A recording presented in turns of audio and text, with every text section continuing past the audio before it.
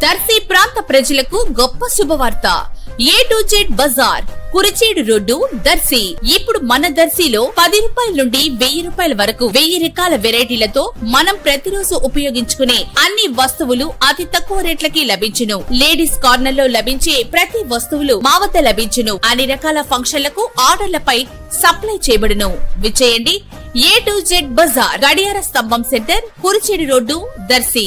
Cell 8688380121.